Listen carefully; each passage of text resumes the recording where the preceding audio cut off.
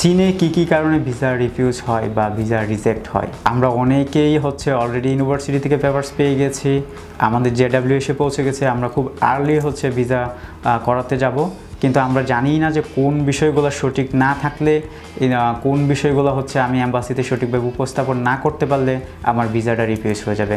আজকে এই ভিডিওর মাধ্যমে সেই বিষয়টা নিয়ে আলোচনা করব। আমি এর আগেও বিভিন্ন ভিডিওর মাধ্যমে এই বিষয়টা নিয়ে আলোচনা করেছি।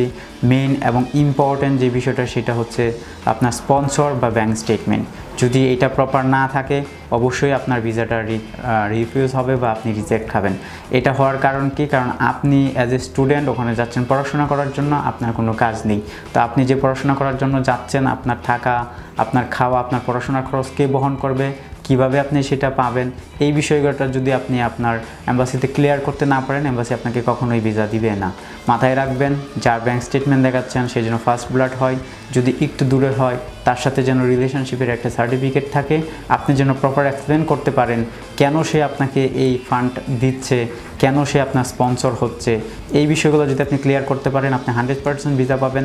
আর যদি এই বিষয়টা ক্লিয়ার করতে না পারেন তাহলে আপনি অবশ্যই রিফিউজ হবেন। এরপর যদি বলি যেটার জন্য হতে পারে অ্যাডমিশন লেটার ফেক হলে, আপনি যদি কারো মাধ্যমে কাজ করিয়ে থাকেন, ইউনিভার্সিটি কখনোই fake admission, fake offer letter show করে না। আপনি যাদের মাধ্যমে কাজ করাচ্ছেন সেই ভাইয়া যদি আপনাকে প্রপার কাজ করে না দিতে পারে, অনেক সময় তারা আপনাদের চাপের মুখে পড়ে আপনাদেরকে একটা ফেক অ্যাডমিশন বানিয়ে দিতে পারে, একটা ফেক জেডাব্লিউ দিতে পারে।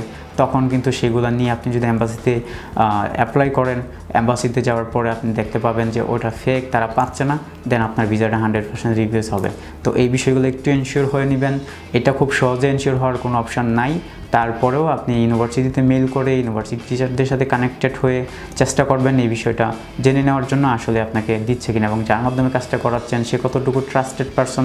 এই বিষয়গুলো মাথায় রেখে ওভারঅল যদি আপনি একটু জাস্টিফাই করেন তাহলে নিজেও বুঝতে পারবেন আপনার জন্য যে অ্যাডমিশন লেটার, আপনার জন্য যে জেডাব্লিউটা এসেছে সেটা ফেক নাকি অরিজিনাল। আরেকটা প্রধান কারণ আমরা অনেকেই অ্যাম্বাসিতে যে আমাদের প্রপার ইন্টারভিউটা দিতে পারি না। অ্যাম্বাসি ফেজ মানে এক্সামিনার আপনার কাছ থেকে কিছু কোয়েশ্চেনের অ্যান্সার জানতে চাই। আপনি সেই অ্যান্সারগুলো যদি প্রপার দিতে পারেন, তারা যদি স্যাটিসফাই হয় অবশ্যই আপনি 100% ভিসা পাবেন। আপনি কেন চায়না যাচ্ছেন, আপনার চায়না যাওয়ার উদ্দেশ্য কী, আপনি কোন ইউনিভার্সিটিতে যাচ্ছেন, ওই ইউনিভার্সিটিতে আপনার কোনো স্কলারশিপ আছে কি না, আপনি কীভাবে ওই ইউনিভার্সিটি সম্পর্কে জানতে পারছেন, আপনার স্পন্সরকে, সে স্পন্সরের সাথে আপনার রিলেশন কি, আপনার স্পন্সর যিনি আছেন তিনি কি করেন, এই ওভারঅল টুকটাক বিষয়গুলো যদি আপনি জানেন এবং আপনি কোন প্রভিন্সে যাচ্ছেন সেটা সিটির নেম কি, ঠিক আছে, এই টোটাল বিষয়গুলো ওনারা আপনার কাছ থেকে জানতে চাবে।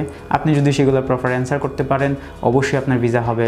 আমাদের মাথায় রাখতে হবে ইন্টারভিউতে কোনোভাবেই না বুঝে না শুনে অ্যান্সার দেওয়া যাবে না। যদি আমরা না জানি না বুঝি আমরা পুনরায় রিপিট করার জন্য তাদেরকে অনুরোধ করব, তারা পুনরায় রিপিট করবে এবং জেনে বুঝে সঠিক অ্যান্সার দেওয়ার চেষ্টা করব। আশা করা যায় ভিসা রিফিউজ হবে না। আরেকটা বিষয় যেটা আমরা করে থাকি, আমরা অনেক সময় অনেকের মাধ্যমে কাজ করানোর পরে তারা পুরার মধ্যে বা আমাদের পেপারস গুছানো না থাকার কারণে আমরা কি করি, কিছু ফেক ডকুমেন্ট বানায়া বা মেক করে আমরা সেগুলো দিয়ে অ্যাপ্লাই করে ফেলি। যখন আমরা এগুলো প্রপার চেকে যাই তখন আমরা দেখতে পারি যে এগুলো ফেক। তো অবশ্যই অ্যাম্বাসিতে যাওয়ার সময় আপনার সাথে যেই সার্টিফিকেটগুলো ক্যারি করবেন, একাডেমিক সার্টিফিকেট, সেগুলো যেন 100% সঠিক হয়, ব্যাঙ্ক স্টেটমেন্ট যেন সঠিক হয়। আমি আবারও বলছি ব্যাঙ্ক স্টেটমেন্টটা যেন অথেন্টিক হয় এবং স্পন্সরের সাথে যেন আপনার একটা সঠিক সম্পর্ক থাকে এবং ব্যাঙ্ক স্টেটমেন্ট, ব্যাঙ্ক সলভেন্সি, যেই শাখা থেকে আপনি ব্যাঙ্ক স্টেটমেন্ট নিচ্ছেন সেই শাখা ম্যানেজারের একটা ভিজিটিং কার্ড যেন আপনার সাথে থাকে। আশা করা যায় এই বিষয়গুলো যদি আপনি প্রপার মেক শিওর করতে পারেন তাহলে আপনি রিফিউজ হবেন না, আপনার ভিসা রিজেক্ট হবে না। ভালো থাকবেন, সুস্থ থাকবেন। আসসালামু আলাইকুম।